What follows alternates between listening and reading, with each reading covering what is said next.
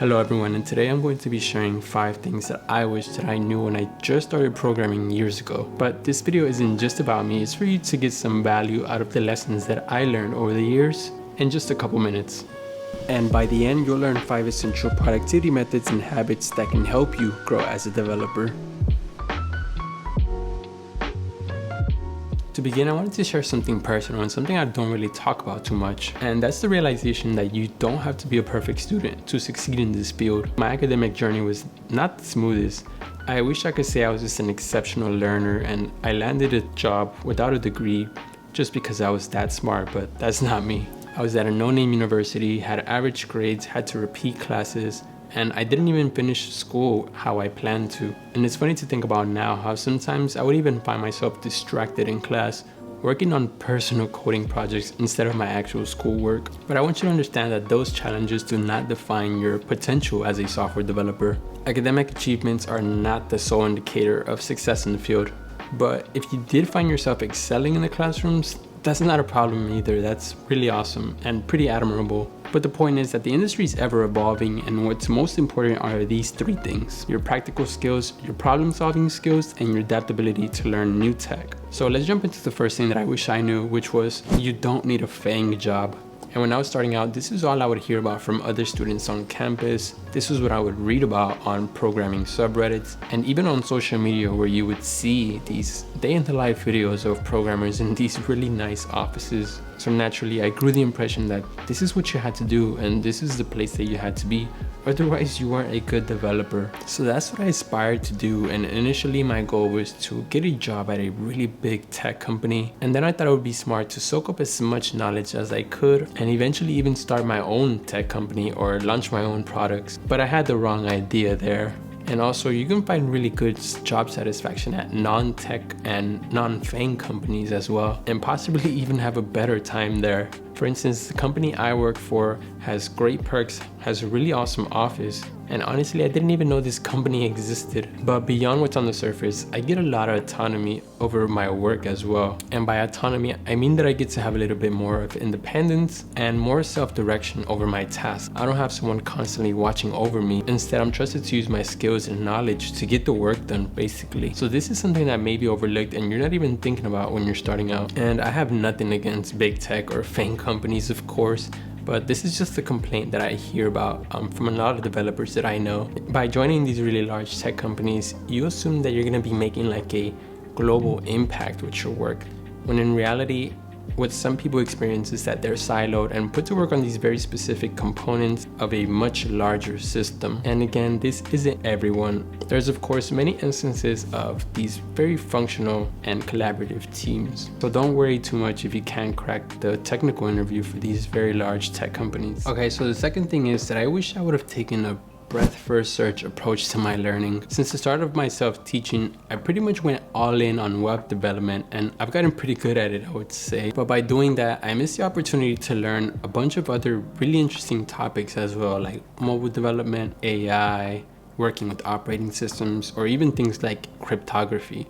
And who knows, maybe I would have liked one of those other fields more. By going with a breadth-first search, this would allow you to build a broader knowledge base. In doing so and getting exposure to a lot of different areas, you figure out which interests you the most, and you get to set a clear goal for what you want to specialize in the future. Alright, and because I mentioned building your own projects, another thing that would be really beneficial when you're just starting out is to have a portfolio website. That way you can collect and showcase your work in a really accessible way. And funny enough, many would argue that you don't need a portfolio website if you just grindly code and you're just a really good developer, but it doesn't really hurt you to just have one. And from my own experience, having a central location where you can link all your work, all your important links, or where people can just learn about you, opens doors to more opportunities. But to make putting your website out there easier, I want to share the sponsor of today's video, which is Hostinger.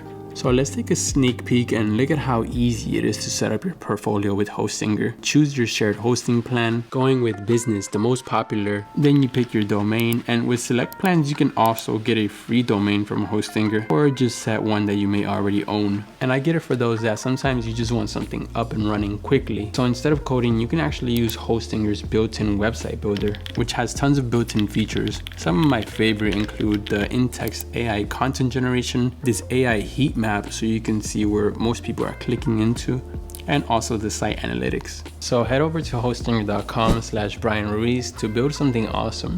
You can use my coupon code Brian Ruiz to get 20% off any shared hosting plan. Thank you, Hostinger, for sponsoring this video.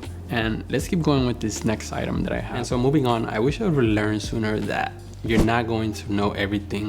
And it may sound a bit contradictory to what I just recommended for you to try a lot of things, but the important message here is that it's not realistic for you to master every single framework and library you come across. Let me show you the output of a perfectionist. Sometimes having the mindset of wanting to perfect everything that you do can be counterproductive. And recognizing this sooner would probably have gotten me out of something known as tutorial hell. This is a common problem actually, where a lot of individuals get stuck in this cycle of consuming so many tutorials and you're not really progressing and not really learning anything by doing that. Don't get me wrong, tutorials are indeed very valuable and there are many really awesome resources as well. However, it's crucial to understanding that tutorials are meant to be teaching you the basics of a concept or a technology. If you want to truly deepen your understanding and gain practical experience, you learn best by doing. Embrace challenges, make mistakes, break things, and just go from there. Also, something that goes hand in hand with not learning everything is imposter syndrome. For a lot of people who are just starting out, you can get this feeling of self-doubt and a lack of confidence in your abilities. But that's totally normal. You'll overcome that feeling and just move on. In summary, it's okay to not know everything as a developer. Things like developer documentation, API references are all there for a reason. You can rely on that when you're facing unfamiliar concepts or you just need a refresher. So focus on building a strong foundation and be resourceful when it comes to learning new technologies effectively. So the next thing I wish I knew was to practice regularly. And actually this is something I did do early on, but I thought it would be a really valuable note for those beginners out there. Learning to code is a long journey and it takes lots of practice. So I can't stress enough the importance of staying consistent with your learning. It helps you reinforce concepts and enhances your familiarity with programming languages and frameworks. By dedicating just a bit of time every day to practice your coding, you start building a really solid foundation, and that way you can actually tackle these really large complex projects. So the actionable thing here is to set some realistic goals for you to practice, say X amount of minutes every day, and just make coding a regular part of your life. You can watch programming content, read these programming blog posts, or even watch tech news. Doing things like this regularly is what helped me learn quicker. And the last thing I wish I knew when I was starting out was to learn how to negotiate. As a junior developer, you're eager to just get a job and start working right away, especially if you have difficulty landing that interview. But it's important to also be able to set your foot down and know your worth as a developer. Research salary ranges and market trends for similar roles in your industry and location. I like to use resources like levels.fyi and glassdoor.com. So you're going to want to clearly communicate your desired compensation. This includes your base pay, bonuses, equity if possible, and other benefits. And also be prepared to negotiate things beyond your total compensation, such as flexible hours, vacation time, training opportunities. So just remember that negotiation is a very normal part of the hiring process. Don't be shy about it. And sometimes employers may even find it better that you're advocating for yourself. So working on communication and negotiation skills early on can be very rewarding in the end for you. Let me know if you found some of these helpful or if there's anything that you want to add. And as always, I'll see you on the next video.